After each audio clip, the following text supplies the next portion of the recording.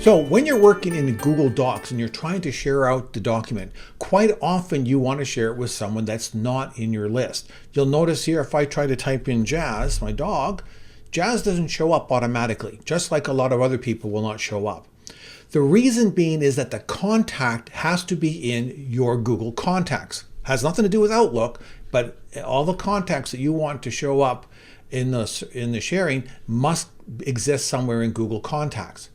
Now, we can easily go into Microsoft Outlook. We can do an export of all of our contacts that we have, import them into Google Contacts so that we do have that list there. But as you add new things and new contacts in there, that's not going to work out well. So I'm going to show you today how you can automatically set up and move contacts from Outlook over into Google Contacts. And we're going to use a tool called Zapier. Zapier is a third-party tool like Power Automate that connects different applications and is able to make different actions happen. So to start off, you first need to make sure that you are logged into your McEwen Google account and McEwen Microsoft account, because that's the accounts that we're going to be pulling from. Next thing I want to do is I want to add a contact name or a new contact name here into my contact list. Now remember, as we're going through this process, it's only going to work on the newly added contacts. There's a couple ways to add contacts. I can go right into the contact, click on that, add new contact name and email.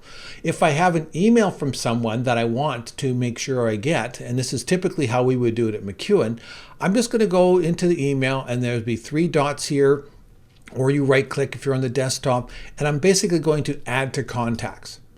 And there's Jazz's name, there's the email address. I can add whatever notes I want. Now, we're just going to go very basic here. Typically with Outlook, you will have all that data filled out. You can add some notes if you want, but the name, email, phone number, position, all that kind of stuff should be added automatically. All right, so we've now added that person, Jazz here, to my contacts. Notice here in Google, Jazz doesn't exist. So the first thing we're going to do is we're going to go into Zapier.com. And when you create an account, it's going to prompt you to, how do you want to sign in? Sign in with your Microsoft 365 account. So this is your work account. And that way, the connection to Microsoft is already there if it doesn't exist. So I'm here. I'm going to go into the dashboard. There are a number of different apps that you can connect together, but the thing I really want to point out here is down at the bottom here. Currently, I am on a trial, so this is why the numbers don't match. But typically what will happen is on a free plan, you will get 5 zaps or 5 workflows. And then you can run those workflows up to 100 times a month.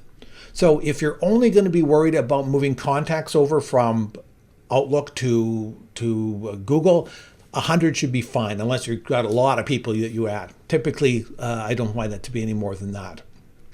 All right, here are the steps. We're going to connect Microsoft 365. So I'm just going to type in 365, and that gives us Microsoft Office. Great. We want to connect it with, hey, Google Contacts. That's easy enough.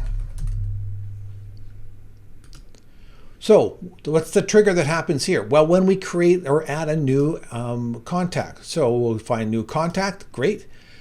So when a new contact is there, we want to do what? We want to go down here and create a contact in Google.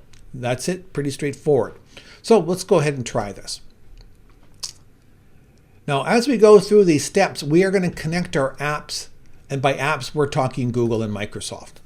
So the first thing that's going to happen is it's going to say, hey, do you want to connect to Microsoft Office 365? Remember, you're already logged in. So when I hit connect, it's going to open up a window. It's going to say, hey, see, you're logged in with McEwen. I'm going to automatically connect you. And bang, we can see we're now connected with Microsoft Office and the name of the account. In this case, of course, it's my test account.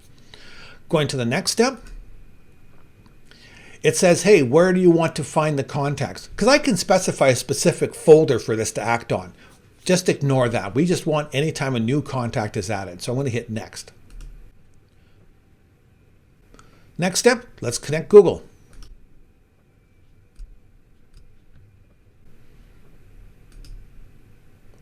So we're going to start off with what are the fields we want. I personally, because the only thing I really need in Google is maybe first name, last name, and email. I don't care about the rest of it.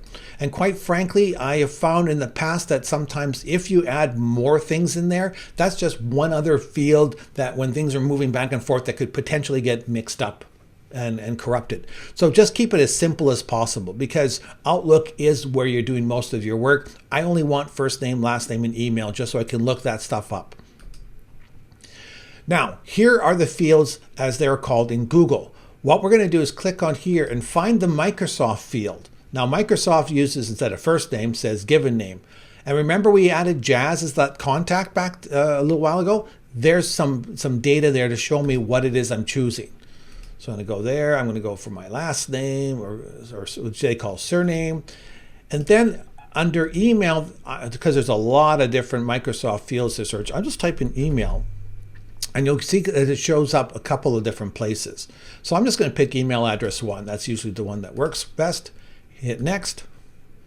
There it is. We're going to send the test. So what this is doing is it is now going to take Jazz's information, the last thing that we put in our Outlook contacts, and put it over in Google Contacts. Here's my Google Contacts. Just do a refresh. Bang, there's Jazz. Excellent. Let's go back. We're just going to finish this off. And we're going to turn on the Zap. And once we turn this on, it basically every 15 minutes will run. And when it sees something new there, it's going to automatically push it over into Google Contacts. And that's it.